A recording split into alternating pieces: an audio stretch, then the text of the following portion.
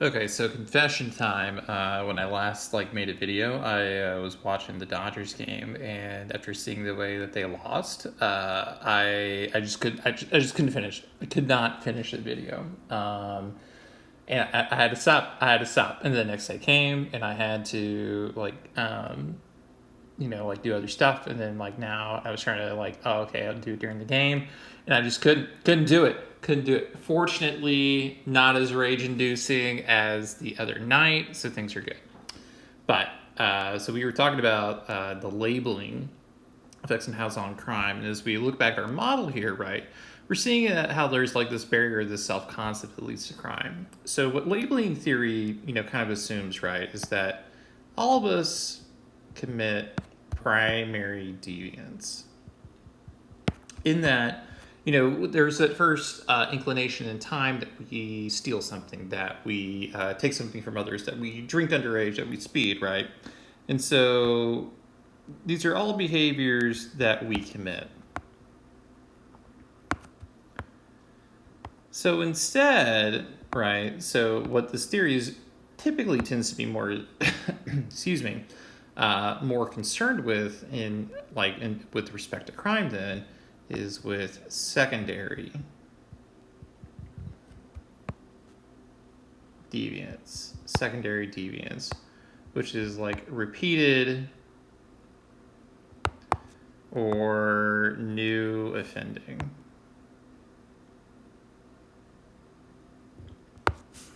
So in this case, then, when we think about crime and behavior, right? We understand that there is this first intervention, right? So we think about here, right? We have this person, and this is event one, right? And then at this point, something will happen, right? In some cases, nothing will happen, right? So there's this path where nothing happens. Maybe we still commit delinquency, maybe we age out, maybe we don't, right? But then there is this second path that is where we attract attention from from system or a series of people who can give us labels, right? Now, those labels may be family members, it could be people at school, it could be people, a lot of different places and things and such, right? Point being is that when you are attracted the attention out of this, right, these groups have the power to take on a different life. And at this point, you get a label, right? So when you go through a formal system, such as the police system, the court systems, and stuff like that, you're labeled a criminal or you're labeled a felon or something like that. Labeling theory says is that this has a stigmatizing effect. And, it's disintegrative. It affects your identity and your ability to do it, right? So, what this theory ends up predicting then is that this label, once assumed, so once you believe that you are a criminal or a bad person or whatever, amplifies behavior. So because, you are viewed negatively, because you are viewed as someone bad, you internalize this method, and this leads to more crime. So it's not really interested, so this is a big star, is that this doesn't necessarily explain the first crime that happens, right? And why crime first begins, right? What drives that first decision, right? It's more interested about repeated criminal behavior. Repeated criminal behavior.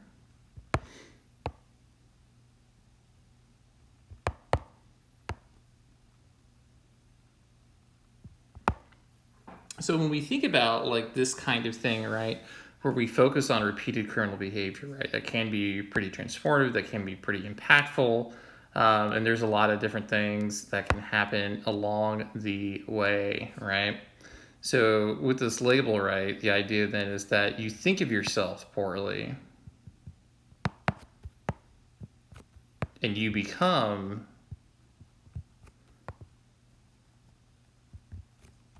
and this yields, poor outcomes.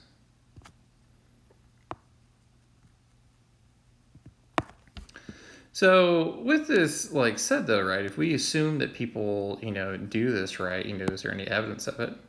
Well, we can think of a couple things, right?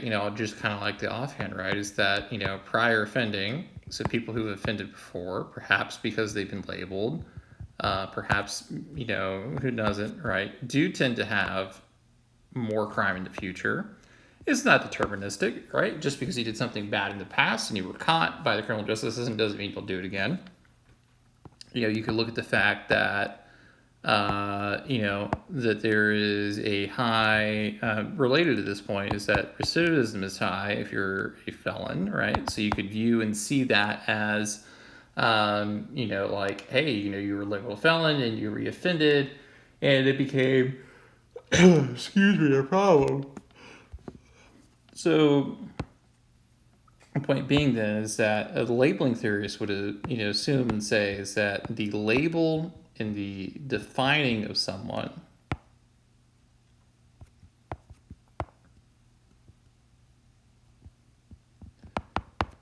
equals to more crime, right? So because this person internalizes it, because they go through this experience with a formal social control agent, that is what's ultimately going to lead to more crime and be more harmful for society. So what is like what do we do with this information then, right? If we assume that this is true, so let's talk a little bit about policy stuff. So, there are some people who have argued, we'll go with this color. You could just do nothing if someone commits a crime. So because the system is so harmful and so negative, and stuff like that, that we shouldn't do anything. Not at all, right? That would be a terrible mistake, and we shouldn't do anything to criminalize them. The other part is to limit labels. So if you can consider, for example, like the idea then is that we should label people, we should give them as much freedom as possible, or something like that. Like that might be okay, but we shouldn't use it as much as possible, really, because it really complicates life. They aren't given an option to do well; they could do poorly. Still, others would advocate for making labels more harsh. So because we don't necessarily go far enough is the argument in this situation. So if we make them more harsh, what ends up happening then is that if we make it more harsh, they are terrible in some cases. Then if we make it more harsh, then they are more likely to stay away because they're deterred. And this often pops up with sex offenders when they're asked to register on a list. They can't be in their home on Halloween because kids are going to be around, or whatever, right? Let's put more restrictions and make it even more stigmatizing to make that go away, right? So that's one way to think about it. But when we think about policy, right? What ends up playing, is this really, if people reoffend, is it really the label or the system? So the thing is, it's very difficult to test this theory appropriately. So we'll put a label for testing, just because it's you can make a note here. I'm just going to talk. Is that when we think about testing, right, you need to have a label in place and you have to differentiate it between other people. You have to be able to say, how was it labeled then? And then how do you measure something was internalized, right? So this became someone's image of themselves. And what happens with people who don't internalize the label? Do we assume, so they don't think of themselves as a bad person or as a criminal, right? And they keep offending. Is that because the label didn't stick, or they have different labels and so on? And so the theory becomes, a little bit more convoluted, because when we start thinking about how does one view oneself and what makes someone deterministic to committing more behavior versus someone who is not, what exactly do we do in that situation, right? The other part is that, there are some who question if, the stigma that's given yields more crime because it's stigmatizing, Or is it because people are defiant? And so because they're like, yeah, you think I'm going to be a bad person, well, I'm going to keep doing it anyway. You're trying to control me. I'm not going to do that, right? So they're resistant to that label because they don't view themselves that way. And they're just going to show you up, right? So because of that, then a lot of these convoluted processes that are being constricted also means that clarity, which I'm putting in here, it also poses a significant issue in terms of testing. Now, when we think about this as well, so the concepts aren't really clearly defined. We're really unclear about the process itself. And so it's a bit unwilling. It's also, unclear if the labels are the problem or how society views and interprets, right? Because there is society interp of situation. So it's one thing, right, to be given a label that you're a bad person. It's quite another for society to react to that in a certain way. So in that case, then, when you are reacting in a certain way, when you are acting and behaving in some such manner, right, it's not necessarily you, the individual, who is faulty, but it could be just the way that people respond, right? And so what's really at the issue is it really the issue of the label itself, who defines it, and so on, or is it like the way that society is constructed to react to that label, right? So it leads into this little bit of a bugaboo, if you will. At the same time, right, this would be a great little thing for a discussion. Then is how does this relate to correlates of crime? And so we'll kind of leave it there. Is that how would this explain correlates, right? So if we assume that labels have this stigmatizing effect and they end up being a problem for people, what do we do then when things aren't working out so well, right? What do we do when folks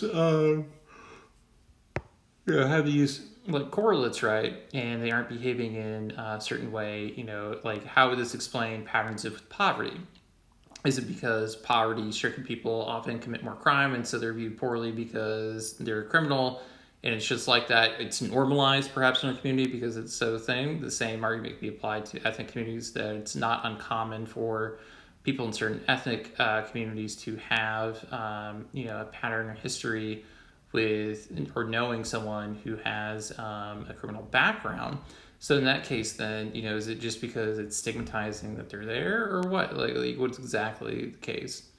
And how would this apply to, men and women or biological sexual differences in committing crime, right? Can it provide an explanation in those circumstances? Some would argue yes, some would argue no. But I'd be curious to see what all you guys have to say. So for this, we'll end this section in this module on labeling.